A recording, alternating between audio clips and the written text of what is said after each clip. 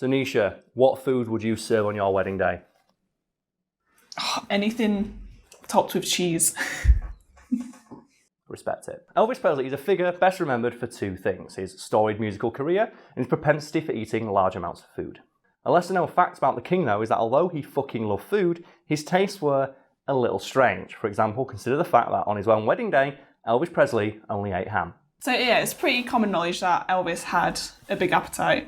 He did, yes, and we've talked before on this very channel about the time Elvis Presley flew across the country to try a sandwich. But not just any sandwich, mind you, a sandwich consisting of an entire loaf of bread stuffed with half a pound of bacon, an entire jar of peanut butter, a stick of butter that's then fried, called the Fool's Gold Loaf. And Elvis ate a couple of these, washed down with a few bottles of champagne. And if some of the more salacious rumours are to be believed, when Elvis Presley's weight was at its highest, he would consume in excess of 100,000 calories per day, which, for reference, is more than an elephant eats. Jesus. So that's probably exaggerated a little bit, but when we get into it is a lot. And the figure has been contested by people who knew Elvis, but at the same time, people who did know Elvis said, yeah, that sounds a bit exaggerated, but it wouldn't surprise me if at least one day he did do that, because man, what Elvis's eating habits fucking awful. Yeah, I'm getting like Joey from Friends vibes off him. Yeah, Elvis Presley, he loved his food, and what was it? The Joey Special is just 2 large pizzas. Yes. And the Elvis Special was a fried peanut butter and banana sandwich, according to his longtime cook, who said it was his favourite meal, and she was the only person who knew how to make them just right for Elvis. And according to her, her trick was making sure that you soaked the bread in butter and fried it so that it would hold more butter when you turned it into a sandwich. And Elvis was a simple southern country boy at heart, and even when he became immensely wealthy and famous, his taste remained quite simple, although ironically he did like quite rich food, as evidenced by the fact his favourite snack was a fried banana sandwich. Jesus. Like, what an amazing snack. That's so good. He's so rich he could eat anything, and his favourite snack is just a banana sandwich. Deep fucking fried, 'cause it's Elvis. I've had like peanut butter and toast with banana slices, so I can like kind of Deep get fry that what shit. that would taste like. Deep fry it, and then you're living like Elvis did. Oh wow. And speaking of like Joey Tribbiani and the Joey Special, we've discussed on the channel before like my takeaway orders, which in our group of friends are infamous for just how are you putting away that much food? It's like, I like food, I like carbohydrates. Yeah, it's just all carbs, isn't it? It's like the chips, rice, noodles. Yeah. Oh, it's I still insane. remember one of my housemates coming in once, and I'd ordered a takeaway. And so, to get it up to a delivery, I had to order a bit more. So I ordered an entire pizza for the side. Just had an entire pizza on the side. It's like, yeah, the Joey Special, love it. So Nisha, what's your go-to I want to be fat today order? I'm a bit like you, I guess. I like a Chinese takeaway. And if I order, I always have the sweet and sour chicken, like the Hong Kong style. And then I'll have chips, rice, or noodles. And then like the prawn toast, which is usually really greasy. And I always regret having it, but it's so good at the time. Yeah. But yeah, I just like cover it in sweet and sour. It's so nice. My brother is similar to me in that he's quite skinny, but he can put away a lot of food. And when me and him go to McDonald's, and we're visiting my mum, and we'll rock up, and we've got like 4 Big Macs and 5 cheeseburgers. Oh, yeah. And Mum's like, oh, is that for everyone? It's like, no, it's just for us. And we'll just sit there and just demolish like 3 Big Macs each. There is a thing awesome. There is a thing we call the Adam Special, which is we'll have a Big Mac meal and then have an extra burger on the side. Occasionally I'll have that as well. I always do that. I always have an extra burger with my thing. I remember when I found out that you get less calories from McDonald's if you just order 3 cheeseburgers than ordering a cheeseburger, fries and a drink. So oh yeah, I remember you saying that before. So after a night out, I just started getting 3 cheeseburgers. Just having them. Just putting a cheeseburger inside a cheeseburger. Oh man, anyway, I miss McDonald's. Elvis. We need to talk about Elvis. Oh man, did you see that queue outside that when McDonald's opened for the first time during lockdown? And there was a queue that was a mile long. People wanted a fucking Big Mac. Yeah. So as much as I'd love to go and get one, I think it's not worth the wait. It's can't be bothered. Support your local takeaway, folks, is what I've been doing. I've been ordering the same takeaway every week. It's like, I'm stuck inside, so I'll treat myself. I get one little treat at the end of each week, and the delivery driver started recognising me. It's like, oh man, it's beginning again. We have a local Chinese that we occasionally order from. And they're so nice. Oh, man, my favourite, the best that ever happened to me is when I used to visit my dad on the weekends when I was a lot younger. We would go for fish and chips on a Friday, and we go to the same fish and chip shop every Friday, and we went there for about 3-4 years. And I would always order a small fish and chips. And it got to the point where the guy would know we were coming in at around the same time, and he'd start putting a fish to the side, and he would always look at me and just go, that's my fish, that, and he'd go, that's your fish. And I never noticed that small fish and chips got pretty fucking big by the time I was like 16 years old. And it turns out that the guy he got to know my dad a little bit, and he knew that he was just like spending some time with his sons, and he went, so he started giving us the adult-sized portion, but charging my dad for a small fish and chips. Oh, well done! That's cool. Fucking legend. That's my fish. My fish. Anyway, Elvis. Yeah, so if we bring it back to Elvis. Yes. What did he eat on an average day? A bunch of fried food and gallons of soda. As I mentioned, his favourite snack was a fried peanut butter sandwich, which noted that Elvis would have a full fried breakfast every single morning, with black coffee with a lot of sugar in it, or cream if he felt like it, and wash it down with a couple of cans of Pepsi. And while the majority of the meals that Elvis ate were prepared by that chef I mentioned earlier, who spent well over a decade perfecting the artery-corroding food Elvis loves so much, Elvis himself was noted as being a bit of a dab hand in the kitchen, as evidenced by his creation of Elvis's Special Party Meatballs. Oh God, Karl, what are Elvis's party meatballs? They are regular meatballs that were covered in bacon then fried. Oh, of course. Should have known. And Elvis... Fucking bacon. Elvis loved bacon to such an extent that the staff at Graceland, his giant palatial mansion, were instructed to never let the supply of bacon in the fridge run out. And there was a list of food Elvis insisted always be in his fridge at all times of the day, and that will no doubt be below me right now. But bacon was noted as being his favourite, so much so that personal chef I've mentioned would cook off a batch of bacon every single morning to put it into a bowl, which Elvis would carry around his house and snack on. And there are stories about Elvis being seen at his piano composing songs with a big old bowl of bacon just on it, just picking from the bowl as he wrote his songs.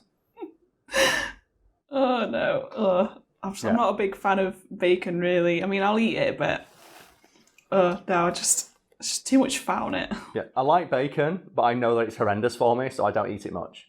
Elvis didn't give a fuck though. No, clearly not. Yeah, everything bacon. A bowl of bacon. And can you imagine if Elvis was around about 10 years ago when epic mealtime was a thing? Oh, yeah. And do you remember those like huge meals that they would make? And you'd look at it and go, no one could eat that.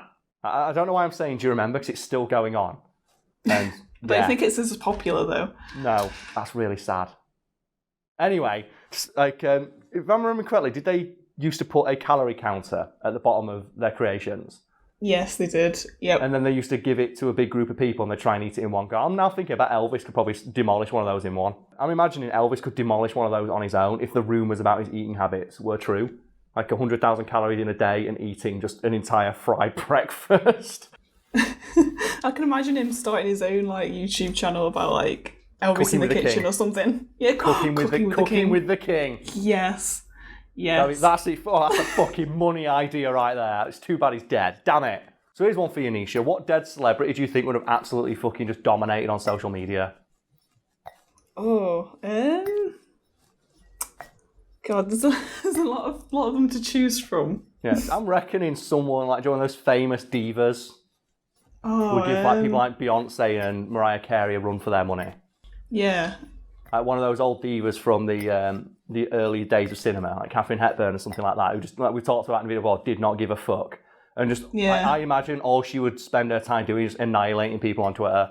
Or what about like Marilyn Monroe? I imagine she'd be quite big. Oh man, she'd be posting like no makeup selfies and stuff.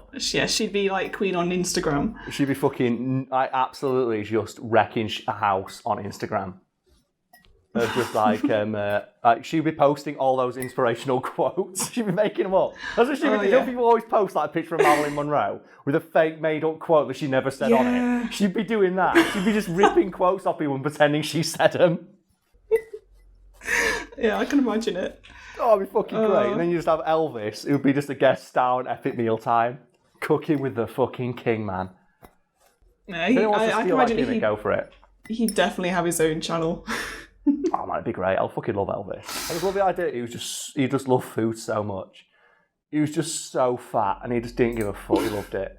He loved bacon, and he loved fried food so much. Now, I was just gonna say, like, didn't he die with like food in his hand? Apparently, he died on the toilet eating a hamburger. That's like one of those famous rumours. That's what I've heard. Yeah, Another rumour that's is the thing. I don't know if it's true or not. I don't know if it. Another one that is he died on the toilet reading the Bible. I'm not sure exactly, but that's the rumour I've heard. So maybe a fact bar below to correct us on that one while we talk about Elvis's wedding. Well, yeah. So like the main point of this article is like speaking about what he ate on his wedding day. So what happened? Well, Elvis's wedding day was reportedly a muted but simultaneously quite elegant affair, and the caterers had quite a challenge on their hands because they had to balance Elvis's love of homely southern fried food with the, shall we say, loftier expectations of his guests, which saw the reception have a buffet that featured things like fried chicken being served alongside lobster and caviar, which just sounds like a good time for everybody, if we're going to be honest. And there's a good famous variety. It is. There's something for everyone there. And it's noted that even the fancy stuff on the menu, like oysters, were still fried.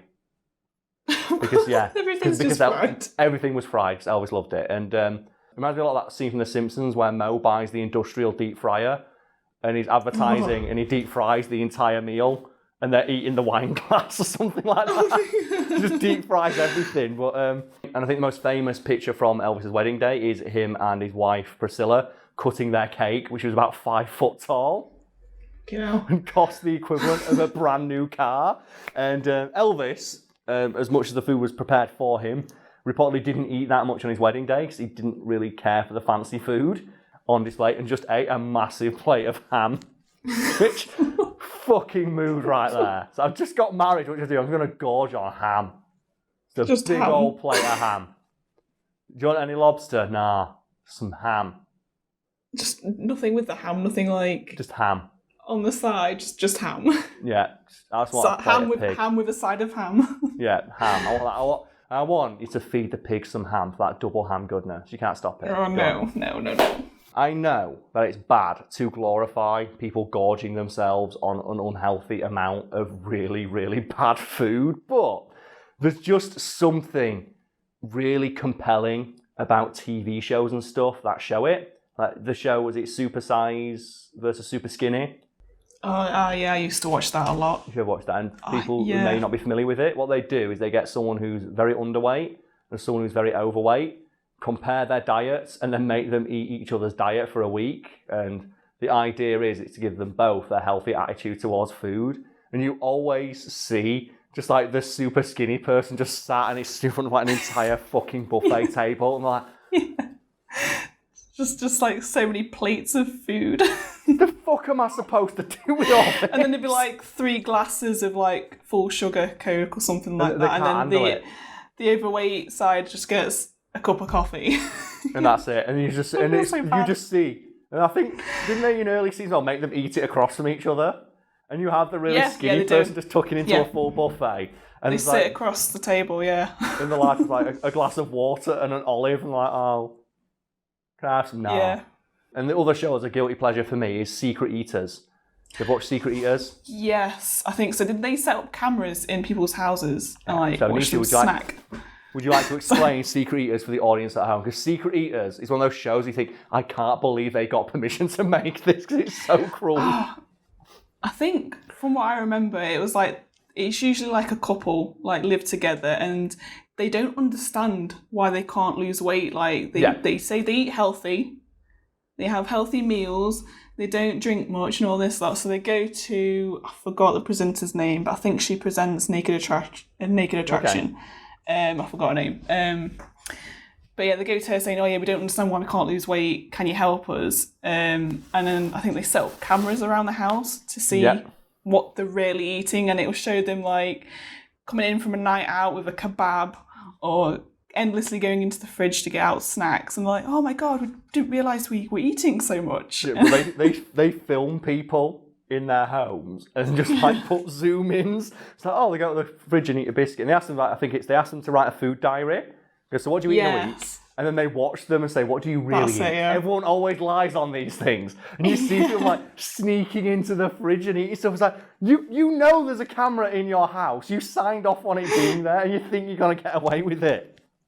Oh, I don't think isn't there a bit where like they reveal in like one room how much they eat show altogether? Them all the food. You're like, okay, oh my God. Here's all the food you ate last week. And you can always see in their eye like, man, I fucking demolished that right now. And the problem with those shows is that they almost always just don't work. Even the ones that are ostensibly about losing weight, like Biggest Loser and all those kind of shows. Yeah. The fun fact about those shows, almost every single person who's ever been on one either gained the weight back or said that the show didn't help them develop a healthy attitude towards food and dieting. Because they turn losing weight into a competition. There are stories from people who've been on those shows of like, you are so like ostracized from the group if you don't lose weight that you will exercise until you literally piss blood because you're that dehydrated. Oh, so unhealthy though. And oddly enough, that doesn't give people a healthy attitude towards food, but there's just something just compelling about the shows of just seeing these people just yell at someone like, stop eating food. And like, I can't. You're like, why am I watching this? This is awful. This feels like that episode of Black Mirror. Do you know that Black Mirror episode where it's Daniel Kaluuya and it's just all of society is on exercise bikes and their TV shows are just people poking like overweight people with sticks and that's it. And that's their entertainment. You think, man, imagine living in a world this horrible. And then you turn off at Channel 4 and it's like My 400-Pound Life. You're like, oh no, we live in it right now. No. I think there's a TV show that's come out recently, which is one similar to that. Is like it's called "It's Your Fault I'm Fat," where it's like teenagers blaming. It's like the one I watched was like this 16-year-old lad was blaming his mum and dad for being fat. What's the fair point? Like, I have this argument with my mum. When I started getting in better shape and eating better, and I'd go home for Sunday lunch, and my plate would be, boom, and I'd eat like half, and we'll go, I've just made you all that food. I don't want to eat it, though. I feel bad. I feel bad not eating it, but I also feel bad eating it because I know what I've got my calorific intake for today. Yeah. If you're raised to eat massive fucking portions, have you ever actually given yourself like a proper portion of like cereal? I remember when I did that once. I for like 2 weeks measured out all my food. So okay, so what should I have for an actual recommended healthy size bowl of cereal? And it looked like the saddest fucking meal I've ever had. I looked at it and went, fuck that, I just doubled the bowl. Like, you're never going to overdose on cornflakes. Bollocks to it. I never measure food out. It's the same with like, like I mentioned at the start of this video, cheese. I will literally cover everything in cheese if I can. Yeah. Especially jacket potato. But when I look at making beans on toast, it's like, oh yeah, half a tin of beans is a portion. It's like, what do you want me to do with the other fucking half then? What do you want me to do with it? Or when you like a tin of soup, okay, half a tin of soup's a bowl, and you pour half a tin of soup into a pan and you don't even fucking cover the bottom of it. No, it's not enough. It's like, what are you doing? Just chuck it all in, it'll do. And I just think, like, yeah. But, oh God, we live in a nightmare world. I hate it.